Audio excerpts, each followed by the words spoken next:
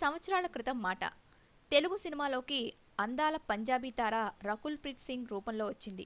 మొదట్లో ఆమె అంత పేరున్న ముఖం కాదు. కానీ అప్పట్లోనే ప్రభాస్ మూవీ మిస్టర్ పర్ఫెక్ట్ చిత్రానికి ఆమె సైన్ చేసింది. నిజానికి 4 రోజుల పాటు ఆమె షూటింగ్లో పాల్గొంది కూడా. కానీ ఎందుకో ఏమైందో కానీ ఆమె స్థానంలో తాప్సీ వచ్చి చేరింది. కానీ తననెందుకు సినిమాలోంచి తీసేశారు అనేది ఇప్పటికీ రకుల్కి అర్థం కాలేదు. అదంతా చరిత్ర. కానీ ఇప్పుడు మాత్రం రకుల్కి మరో అవకాశం తన్నుకొచ్చింది. సాహో సినిమాలో హీరోయిన్గా ఆమెకు అవకాశం ఇచ్చే విషయమై నిర్మాతలు పరిశీలిస్తున్నారని సమాచారం. చిత్ర పరిశ్రమలో చరిత్ర సృష్టించిన బాహుబలి 2 తర్వాత ప్రభాస్ తీస్తున్న కొత్త సినిమా కావడంతో సాహోపై భారీగా అంచనాలు నెలకొన్నాయి. సాహో సినిమాలో అనుష్క కీలక పాత్ర పోషించనుందని మొదట్లో వార్తలు వచ్చాయి. కానీ ఆమె సినిమా కోసం పనిచేయనున్నట్టు ఎవరూ ఇంతవరకు నిర్ధారించలేదు.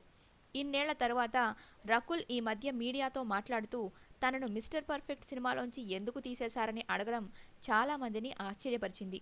ఎందుకంటే ఆమె సాహో సినిమాలో నటించడానికి ప్రధాన పోటీదారుగా నిలిచింది. మా వీడియో మీకు నచ్చినట్లయితే లైక్, కామెంట్, షేర్ మరియు మా ఛానల్ను సబ్స్క్రైబ్ చేయండి. Bye friends, see you again.